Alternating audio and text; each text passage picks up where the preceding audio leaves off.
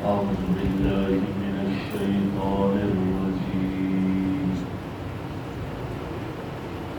بسم الله الرحمن الرحيم.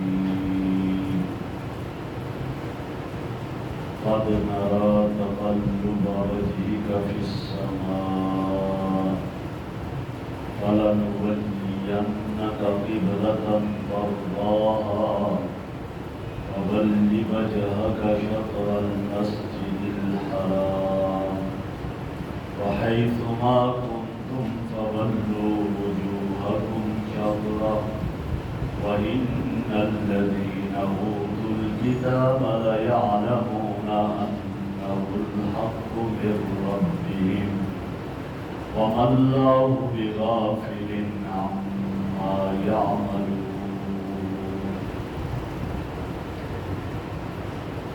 قد نرى تقلب وجهك في السماء. اے میرے محبوب، ہم دیکھتے ہیں آپ کا اپنے چہرے کو آسمان کی طرف بار بار پھیرنا. فَلَنُوَلِّيَنَّكَ قِبْلَةً تَرْضَاهَا. ہم آپ کو پھیر دیں گے، ہم آپ کو والی بنا دیں گے. قبلۃً، اس قبلہ کا، ترضاها، جس پر آپ راضی ہیں، جس کو آپ پسند کرتے ہیں. فَوَلِّ وَجْهَكَ شَطْرَ الْمَسْجِدِ الْحَرَامِ. بس آپ اپنے چہرے کو کر دیجئے مسجد حرام کی طرف. وَحَيْثُ مَا كُنْتُمْ فَوَلُّوا وُجُوهَكُمْ. اور جہاں کہیں بھی تم ہو زمین میں، تم اپنے چہروں کو کر لو شطرہ، مسجد حرام کی طرف. وَإِنَّ الَّذِينَ أُوتُوا الْكِتَابَ. وہ لوگ جنہیں کتاب دی گئی ہے، لَيَعْلَمُونَ، وہ جانتے ہیں، أَنَّهُ الْحَقُّ مِن رَبِّهِمْ، اس قبلے کی طرف منہ کا پھیرنا یہ حق ہے اور ان کے رب کی طرف سے ہے. وَمَا اللَّهُ بِغَافِلٍ عَمَّا يَعْمَلُونَ. اور اللہ رب العزت نہیں غافل اس سے جو کچھ وہ لوگ کرتے ہیں. میرے محترم بزرگوں اور دوستو، تحویل قبلہ کی بات پہلے گزر گئی تھی کہ آپ صلی اللہ علیہ وسلم مدینہ منورہ میں آئے، 16 یا 17 ماہ بیت المقدس کی طرف رخ کر کے نماز پڑھنے لگے. لیکن آپ کی ایک چاہت اور تمنا تھی کہ خانہ کعبہ کو ہمارا قبلہ بنایا جائے، اور اس چاہت اور تمنا کے لیے آپ علیہ السلام آسمان کی طرف نظر اٹھا کر دیکھتے تھے کہ ابھی اللہ کی طرف سے حکم آ جائے. ورنہ آپ صلی اللہ علیہ وسلم کی عادت مبارکہ کیا تھی؟ آپ صلی اللہ علیہ وسلم کی عادت مبارکہ یہ تھی، حدیث میں آتا ہے، نظرہ الی الارض اکثر من نظرہ الی السماء. زیادہ زمین کی طرف دیکھتے تھے اور آپ کی نظر آسمان کی طرف کم اٹھتی تھی، زیادہ زمین پر آپ کی نظر جھکی رہتی تھی آپ کی نظر. اور چونکہ آپ کو پسند یہ تھا اور دل کی چاہت تھی کہ بیت اللہ کو قبلہ بنا دیا جائے، تو اس وجہ سے وہی کے انتظار میں آپ اپنی نگاہ کو بار بار آسمان کی طرف اٹھاتے. تو اللہ فرما رہے ہیں کہ ہم دیکھ رہے آپ کا اپنے چہرہ مبارک کو بار بار آسمان کی طرف اٹھانے کو ہم دیکھ رہے ہیں. فَلَنُوَلِّيَنَّكَ قِبْلَةً تَرْضَاهَا. اور ہم پھیر دیں گے آپ کو اس قبلہ کی طرف کہ جس پر آپ راضی ہیں، جس کو آپ پسند کرتے ہیں، آپ ادھر پھیر دیں.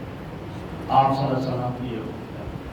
اور آپ کو کیوں یہ پسند تھا کہ بیت اللہ قبلہ؟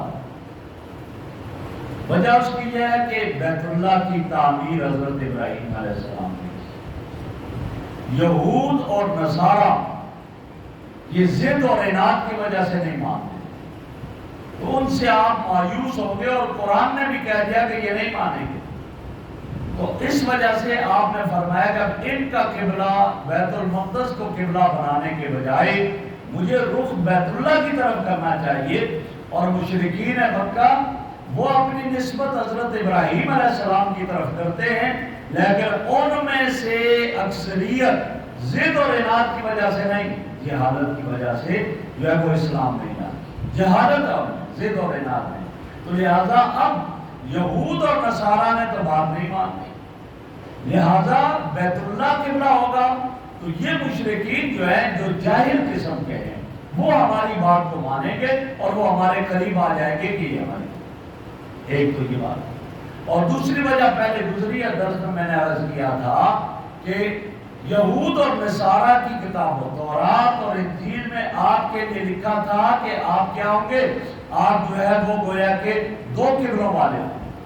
جب دو قبلوں والے ہوں گے آپ کا وہاں لکھا ہوا تھا، تو اس وجہ سے بھی قبلہ بدلنا تھا، بیت اللہ کو قبلہ ہونا تھا کہ آپ جو ہے وہ صاحب الثقلین دو قبلوں والے ہیں، لہذا اس وجہ سے یہ تو آپ اس وجہ سے چاہتے تھے کہ بیت اللہ قبلہ ہو۔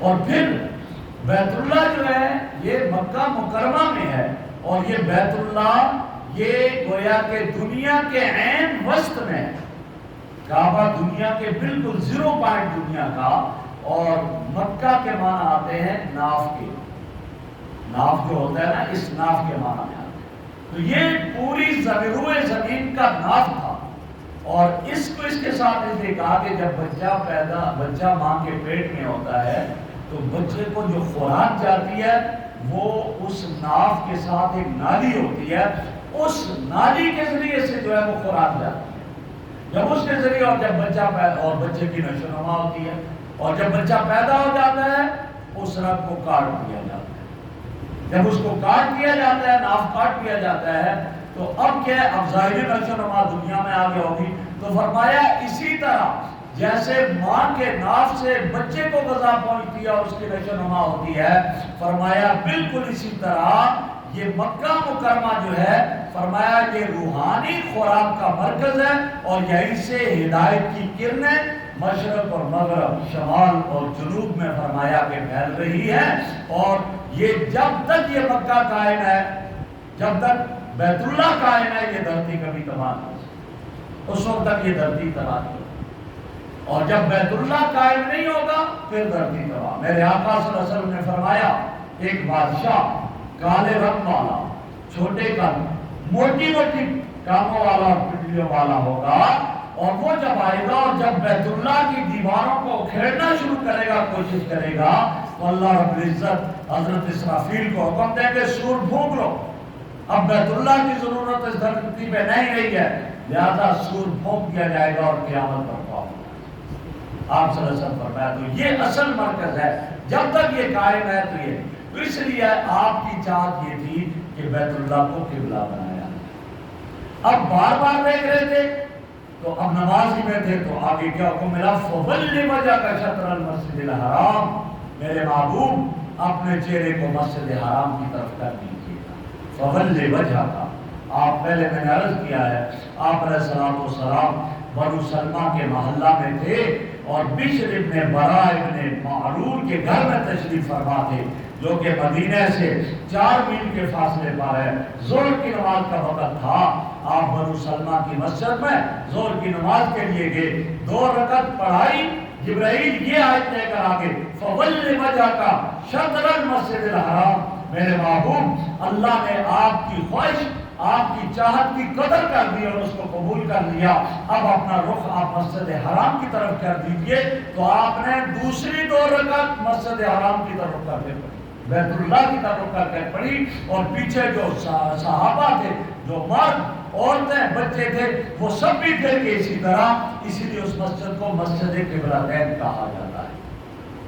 تو آپ نے ادھر رخ کر لیا، آگے فرمایا یہ آپ کے لیے حکم تھا، آگے کا وَحَيْثُ مَا كُنْتُمْ فَوَلُّوا وُجُوهَكُمْ شَطْرَهُ، امت کو حکم مل گیا کہ تم جہاں بھی ہو روئے زمین پر، چاہے سفر میں ہو، چاہے اپنے شہر میں ہو، چاہے اپنے ملک میں ہو، چاہے کسی اور ملک میں ہو، روئے زمین پر ہو تم بھی، جہاں بھی، اور جب تم نماز کا ارادہ کرو گے فَوَلُّوا وُجُوهَكُمْ شَطْرَهُ، تو اپنے چہروں کو مسجد حرام کی طرف کر دیجیے۔ امتیوں کو بھی حکم مل گیا کہ لہذا اب ایک یہاں مسئلہ یہ ہوا کہ مسجد حرام کی طرف کر، یا مسجد حرام کا ذکر آیا، یہ لکھا گیا کہ اگر آدمی مسجد حرام کے اندر ہے تو عین کعبہ شرط ہے کہ بالکل جب لکیر لگے اس کے سجدے کے سامنے سے تو بیت اللہ عین کعبہ شرط ہے، اور مسجد حرام سے باہر اگر ہے تو پھر کیا ہے مسجد حرام شرط، پھر مسجد حرام کی اتنی لمبی صفحے ہوں گی تو مسجد حرام، اور جب جتنا دور ہوتا جائے گا اتنا قبلہ میں وسعت آتی جائے گی، لہذا اب یہاں ہمیں تو پاکستان میں تو ہمارے لیے عین کعبہ شرط نہیں، عین مسجد حرام شرط نہیں، جہت کعبہ شرط ہے، اس جہت میں ہو اور اس سائڈ پر اس طرف میں ہو، لہذا یہ ہمارے لیے شرط ہے قبلہ۔ اسی وجہ سے ایک مسئلہ اور نکلا کہ ایک آدمی جہاز میں نماز پڑھ رہا ہے، اب قبلہ کی طرف اس نے رخ کر لیا، کھڑا ہو گیا، اب جہاز پھرنے لگ جائے، اگر قبلہ سے اس کا رخ ہٹ جاتا ہے تو نہیں، اس کی نماز ہو جائے گی، لہذا یہ اپنی نماز پڑھے، اس کی نماز ہوگی، کیوں؟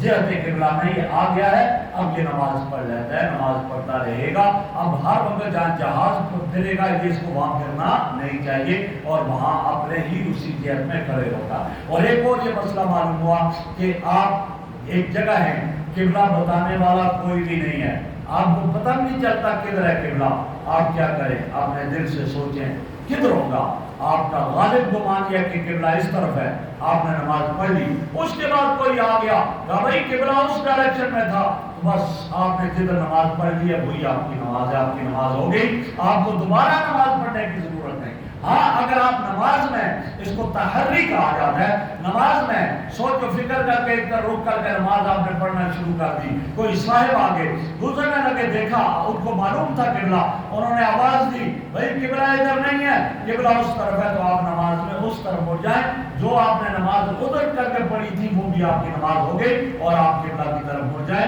لہٰذا اس میں کوئی حرج نہیں۔ تو یہاں یہی فرما دیا، فرمایا کہ قبلہ کی طرف پہلے آپ کو حکم ملا پھر امت کو حکم ملا۔ یہاں ہندو آریہ سماج کا ایک بڑا گزرا ہے، اس نے اعتراض کیا، وہ کہنے لگا یہ مسلمان ہمیں کہتے ہیں کہ یہ بت پرست ہے، ہم جو ہے وہ پوجا کرتے ہیں بتوں کی، اور ہمیں کہتے ہیں یہ بت پرست ہے، اور یہ بھی تو خانہ کعبہ کی پوجا کرتے ہیں، ادھر رک کر کے نماز پڑھتے ہیں، اس کی پوجا عبادت کرتے ہیں، اب ایک کے لیے تو ٹھیک ہے اور ہمارے لیے ٹھیک نہیں، یہ کیا عجیب بات ہے۔